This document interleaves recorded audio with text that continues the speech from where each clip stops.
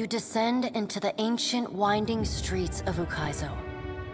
Battered by storms for thousands of years, the ruins bear the marks of their role as the lone witnesses of the god's great secret at the center of the city. The houses and boulevards are pierced by great spears of luminous Audra. There are no ashen bodies, no birds, no sign or sound of any life. But with every step, the rhythmic pounding in the distance draws nearer. Soon, you can feel the vibration traveling up your spine. As you approach the center of the city, the weathered architecture gives way to more luminous Audra, piercing the ruins, eventually overtaking them entirely. Cresting the top of a fallen tower, you finally get a clear view of Aethys. He stands, legs astride, next to a great stone monument ringed with 11 cavernous alcoves. All but 3 hold a gargantuan skeleton, bones scrubbed clean by the city's storms. An immense Anguithan machine floats above the monument, suspended by invisible energy emanating from a well of light beneath it. Great brass rings spin around a core of metal and Audra at the machine's center. Periodically, Aethys's massive arms swing back. The movement alone is enough to draw great gusts of wind toward him. When they come down on the machine, the impacts are accompanied by eruptions of electricity, fire, and smoke. The hundreds of luminous Audra pillars across Ukaizo sympathetically dim in a rippling wave that spreads out from the machine. The only safe route to the god is a steep ascent along a monstrous pillar of luminous Audra. Intertwined with fragments of Ukaizo's ruins that it has carried through the centuries, the pillar bends in a long arc, towering above the machine. The pillar levels out near Aethys's head, a silent observer to the destruction of the machine it has grown beside over thousands of years. You weave your way along a treacherous rain-slicked path up the pillar's skyward side. As you arrive at the top, you catch Aethys's attention. Fist pulled back, he pauses to observe you. With the same gentleness he showed at Ashen Maw, he lowers his arm and turns toward you.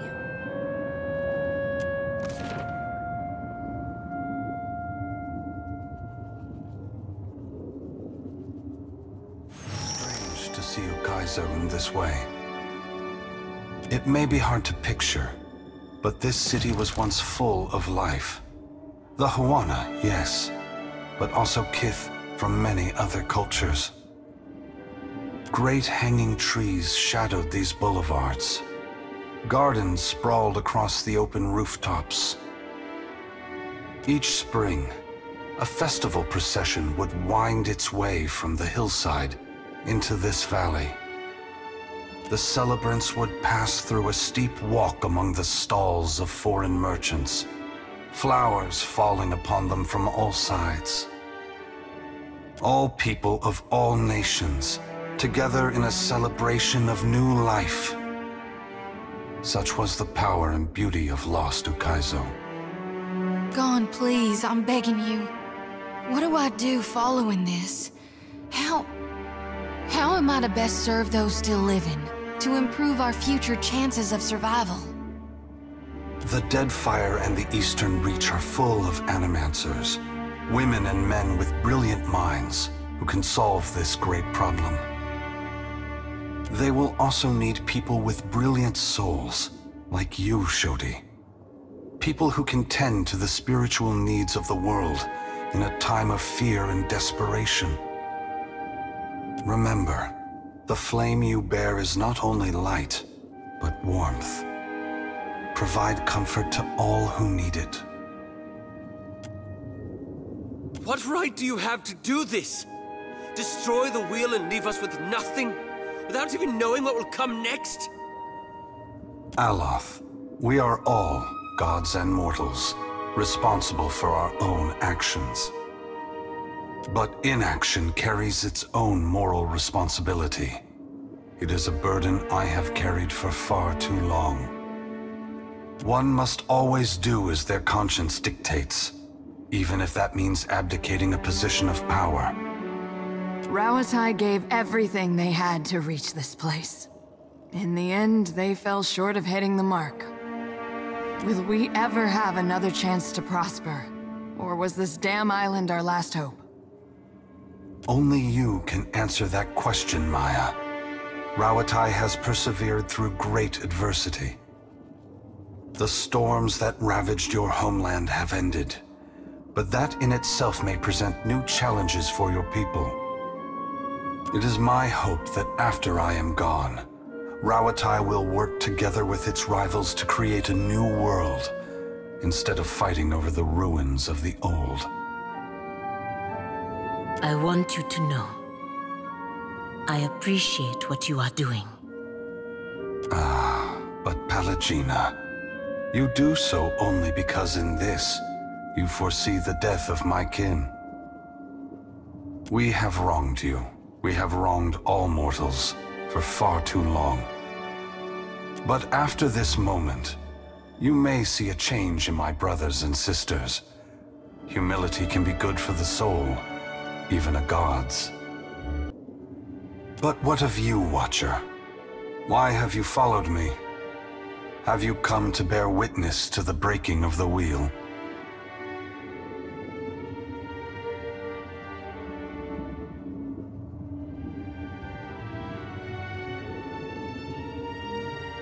You are welcome to do so. Indulge me in a moment's curiosity. There is something I wish to know about Eora, about Kith, that I can only learn through your eyes.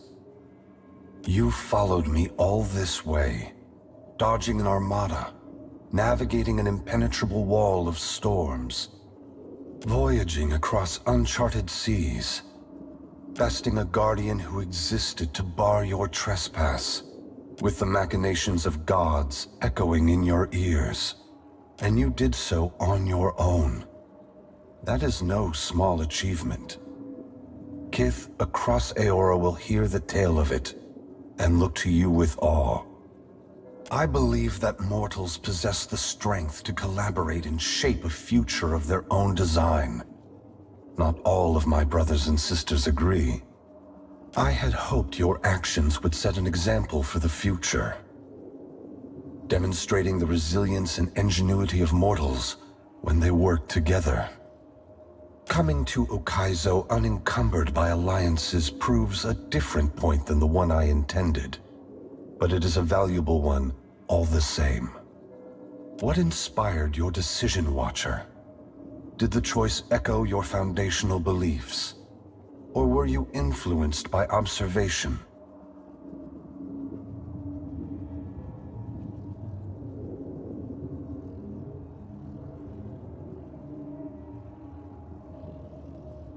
I thank you for your perspective.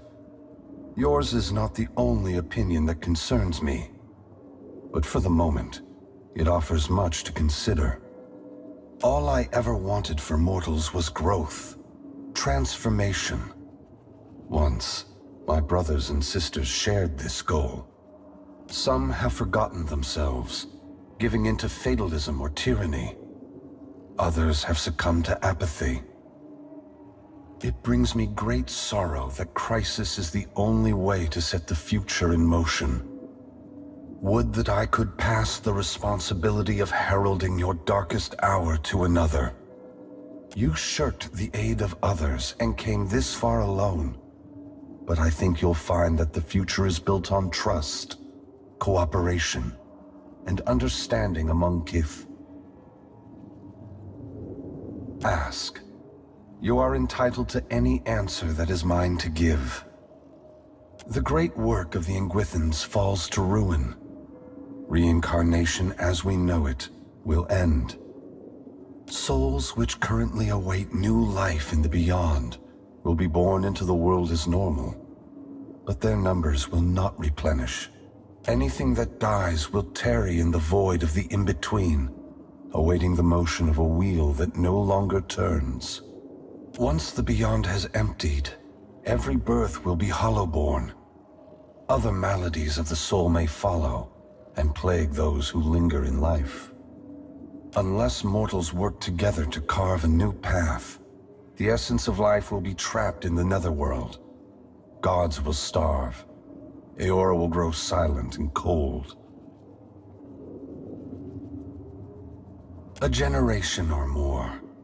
That much essence is already poised to flow into Eora.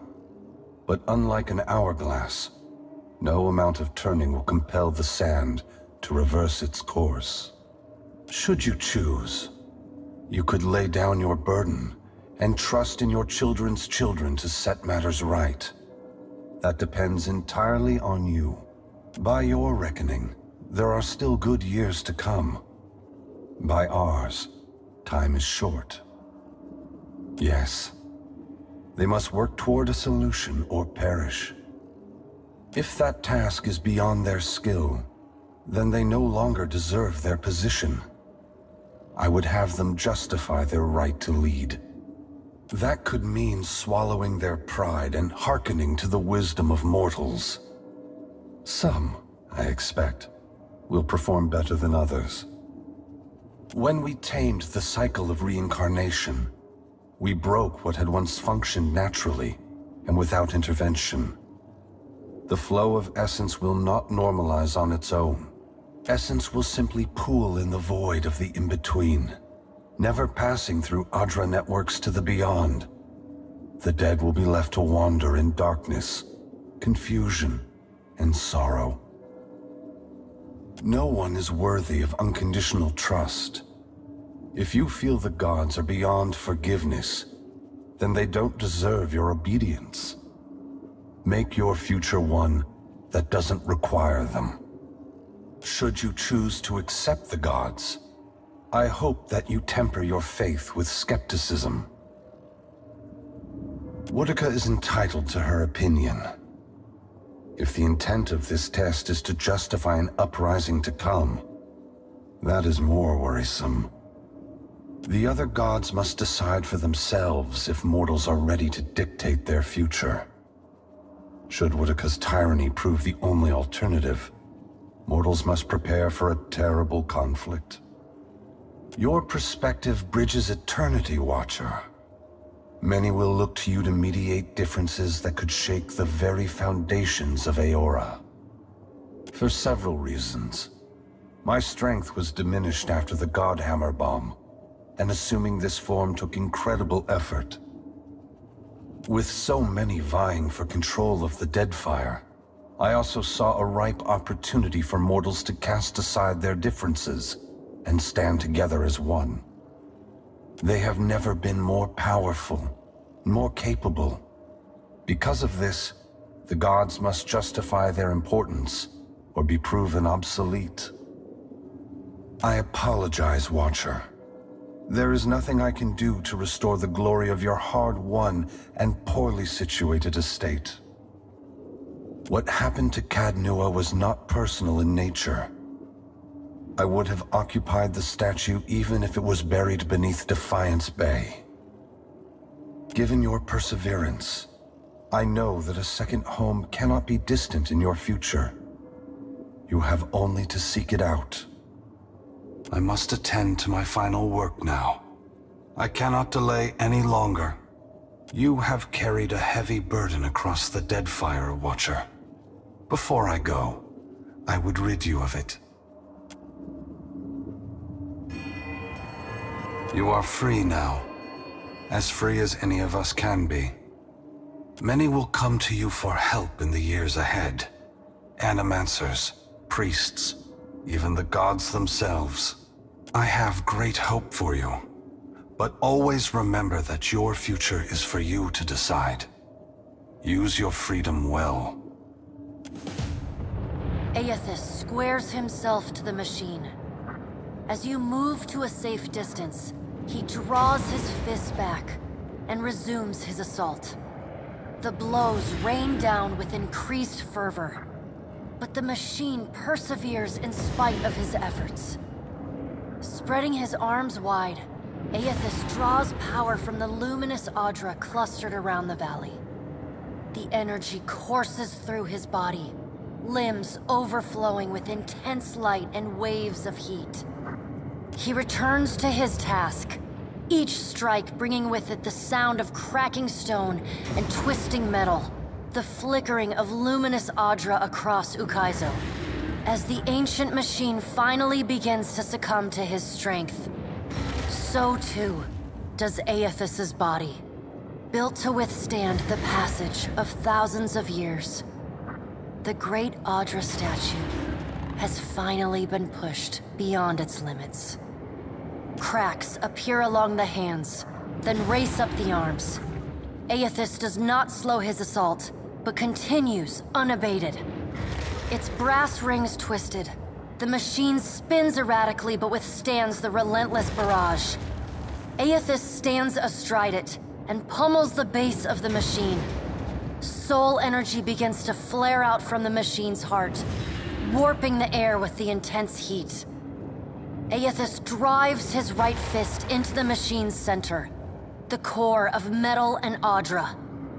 The god lets out a deafening shout, something between a cry of anguish and a roar of exultation.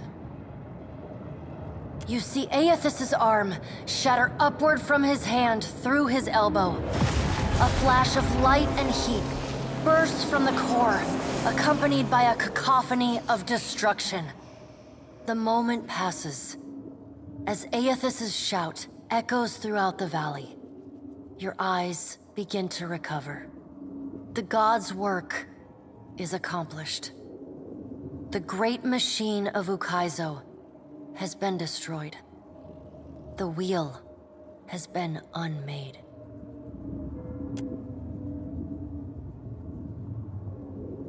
As Aethys's voice fades, the enormity of what you've accomplished sinks in. You have confronted a god. You have rediscovered the ancient city where the wheel was forged, and you have seen the wheel shattered. What comes next is uncertain, but already the legend spreads of the Watcher, who survived Andra's mortar and stood toe-to-toe with Aethys. Maras Nua's body finally goes still amidst the rubble of the Aang within machines, yet it continues to glow.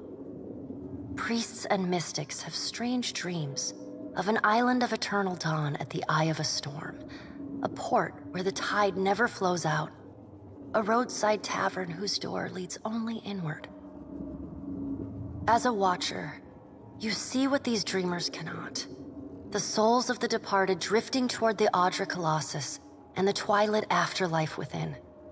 Whether it is a temporary haven or a permanent end will depend on what the Kith of Eora are able to accomplish on their own.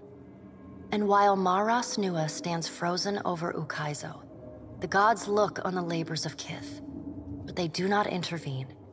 They watch and argue, wager and conjecture at how or whether mortals will solve the puzzle set before them. In reaching Ukaizo and facing Aethys, you have accomplished the impossible. And you have done it without the assistance of the great powers of Deadfire. Your feats capture the awe and imagination of a world that needs heroes more than ever. Some say your intervention prevented Aethys from a far worse act of destruction. Many believe you will be the salvation of Eora. With each day, your legend grows, as does the chaos in Deadfire.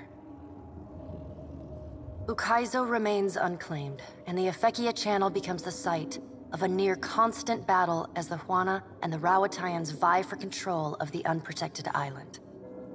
The Rawatayans rely on their cannons, and the Huana call forth massive waves and beasts of the deep to sink their foes. And while they chip away at one another, the Valians and the Principi pursue their own ends with increasing abandon. Emboldened by their rivals' distraction, the Valian Trading Company seizes territory and mines luminous Audra at a startling pace. Huana villages are left at the mercy of unscrupulous speculators, and resource-rich islands are swarmed and stripped. To support their operations, the Valian Trading Company begins shipping ever greater quantities of supplies and luminous Adra to and from the archipelago. This attracts the attention of the Principi, who target these ships with increasing aggression. The promise of fat prizes draws even more pirates to their ranks. The Rawatayans, as well as the Huana, are too busy to stop them. The mysterious deaths of Governor Clario and Storm Speaker Ikawa provoke hostilities between the Valian settlers and the Huawan residents. What starts with angry words escalates to retaliatory killings as each side blames the other. By the time anyone bothers to question the strange coincidences surrounding their deaths, including reports of a cloaked Omawi woman seen in both the port and the village, both sides have gone too far to turn back. As the balance of power changes in Deadfire, so too does Nekataka transform. With the major powers at one another's throats, Nekataka becomes a maelstrom of chaos. Spies and smugglers follow the flow of refugees into the city, where violence is commonplace. Ukaizo remains the coveted prize, and Nekataka fades into an afterthought. The pirates continue smuggling food into the gullet, and the Raparu embrace their benefactors, aiding and concealing their smuggling operations. Over time, the gullet becomes a hotbed of piracy. With Skiarilifus's essence still empowering the Water Shapers Guild, the practice of water shaping grows and flourishes in Nekataka, and its practitioners rise in prestige. They install conveyors in the falls that run through the city and craft sculptures for every street and plaza. Thus, the Water Shapers Guild becomes a power in its own right in the city of Nekataka. Your brief encounter with Letharn proves deeply influential for the children of the Dawnstars. Plagued with nightmares and haunted by the deaths at Hesango, Letharn begins questioning his faith in Aethys. At first, his fellow Dawnstars chide him, but that changes as word of Aethys's deeds at Ukaizo spreads. After all, what business have they worshipping a god who denied his own legitimacy? The children of the Dawnstars respond to Aethys's sacrifice by taking up the lanterns and sickles of the Harvesters of Gone. They become pilgrims of essence, gathering souls across Aora and ferrying them to the haven within the Adra Colossus. Others will repair or rebuild the wheel one day. In the meantime, the Dawnstars will care for the souls of the dead. Ruanu, the chieftain of the Huana at Tikawara, dies mysteriously. The tribe finds his body washed up on the same beach where Anaharu challenged him to the trial of waves. Some blame Anaharu's vengeful spirit. Others see it as Ngati's final judgment. And a few speak of a strange man seen lingering in the village. The leaderless tribe eventually scatters. Some head to Nekataka, while others seek out the Wahaki. The dead flow, an iceberg in the southern sea, continues to grow unchecked. As the ice spreads, so too do wild tales of a hideous dragon rampaging across the Deadfire. Word spreads of the primal island of Kazuwari, once home to an arena that hosted bloody competitions and fearsome ordeals. Wild tales whisper that the spilled blood attracted a terrible beast of scale and fang that slaughtered those gathered at the island before destroying the great enchanted statue that oversaw the island's trials. Absent its guiding voice, Kazuwari descends into anarchy. A vast monstrosity of tentacles and flesh erupts from the Black Isles in the eastern Deadfire, before vanishing into the depths. None know what drives the titanic beast, nor where it will appear next, or what destruction it might wreak when it rises. Though your adventures alter the destiny of Aora and the balance of power in Deadfire, they also leave a lasting mark on those who travel at your side. Your companions find themselves changed, in ways both big and small. Adair returns to Hesango, where he reunites with Byrne, the son of his former lover, Alava. The boy takes heart in Adair's account that Aethys and all the other gods were false, petty, and unworthy of the love of Kith. Realizing how close he came to dying for this cause, Byrne finds renewed purpose in working alongside his uncle to repair the many scars left upon Deadfire by the gods.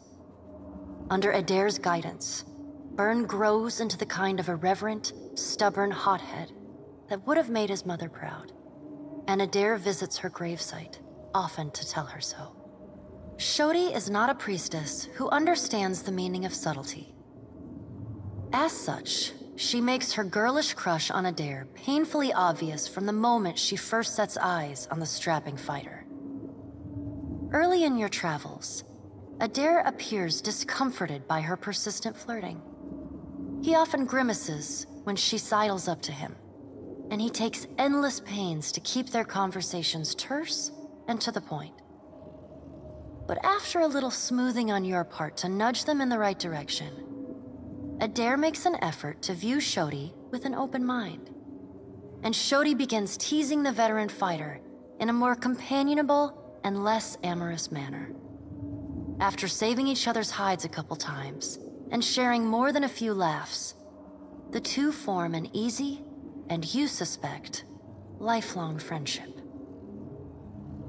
Seemingly lit with an inner glow, Shodi takes to a new life of mission work with gusto. She still is committed to shepherding souls forgone, but having realigned her goals with that of her fellow Dawnstars, she now endeavors to help the living as much as the dead. As you travel the Deadfire, you find her sleeping better and laughing more often. When the time comes for her to return to her temple in Neketaka, it's with a clear wistfulness and much lip-biting on her part. She leaves you with her sickle and a hastily scrawled note. It reads, "A keepsake from a path once walked. Remember me, Watcher, for I will forever dream of you."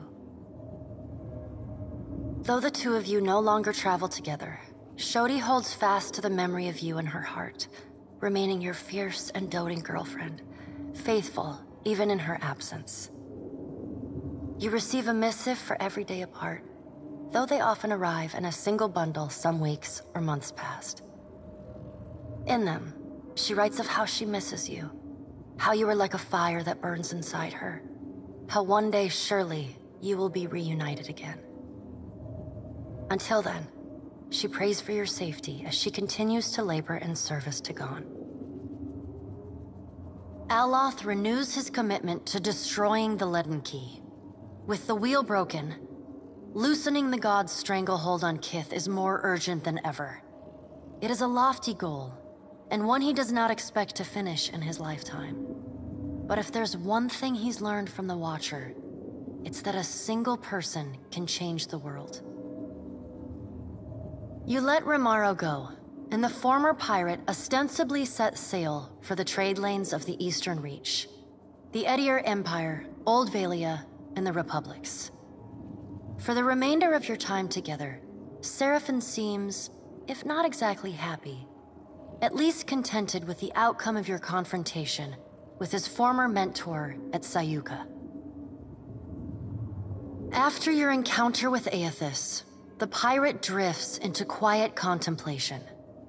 As you sail into your next port, he meets you at the ship's rail. He'll be leaving the gods to you going forward, he tells you, and saving his bullets for those like to die from them. Seraphon parts company with you not long after. Occasionally, in the years that pass, you hear tales of his ship, the Taste of Freedom, and its violent exploits against any and all who would purchase or purvey Kith. The Valian Trading Company is initially furious when they learn that Pallegina had assisted the Watcher in claiming Ukaizo. In the chaotic aftermath, the company takes a more nuanced view of Pallegina's actions. The turmoil in the region allows the well-organized company to seize a number of valuable assets from their competitors. Though Pallegina is not rewarded for her actions, nor is she punished. The Dukes and Songreta agree to forget her support of the Watcher. She is quietly reassigned to duty in the Valian Republics, an order she gladly obeys. Pallegina renews her relationship with Giacollo, corresponding with him regularly, and even meeting with the old Animenser once or twice a year. Though she does not understand the intricate details of his research, she reads his letters and responds with great enthusiasm. Her brothers, and even the Dukes themselves, note that Pallegina's demeanor is always warmer on the days when she receives a letter. Rumors even spread that some of the brothers have seen her smile. Time away from the Navy gives Maya Rua some perspective on how Rauatai conducted the Deadfire occupation. No sooner does she return to active duty than she voices her frustrations over some of the more underhanded tactics she witnessed and carried out in the name of the homeland. Her voice carries all the way to the Ranganui, who reminds his admirals that battles are won by superior tactics, but war is a battle of precedent, and winning is not always a victory. The people listen. Though Maya's covert assignment in the Deadfire is considered a success, few claim knowledge of it or openly congratulate her. She receives no praise beyond knowing glances or the occasional raised tankard from her countrymen. She never responds. She looks forward to seeing her brother again. So does Ashiza. Takehu distances himself from the problems of the Deadfire, giving the tribes a reprieve from godlike omens. Ngati's silence speaks volumes. The Huana grow to rely on each other, paving a new way forward divorced from their traditions. Soon after his departure from Nekataka, sailors report of mountainous water sculptures rising from the open sea, entrancing and salacious. These works are celebrated everywhere, from the brothel to the palace, though the identity of the artist remains an open question. Your farewell is short and cordial. Nothing further needs to be said, and you wish each other well. Takehu does not look back. The sea feels restless in his absence. Your pursuit of Aethys and your journey to Ukaizo signal the end of forces that have shaped the lives of Kith and the course of nations. The cycle of reincarnation has been broken. The storms of Andra's mortar have calmed. Yet each ending promises a new beginning. As the sun rises over Ukaizo, Kith turn their gaze eastward, wondering at what lies beyond, and at the world they will fashion for themselves. As the Watcher of Cadnua and the former Herald of Bareth, you return to your ship and begin the long journey home. You hope for calm weather.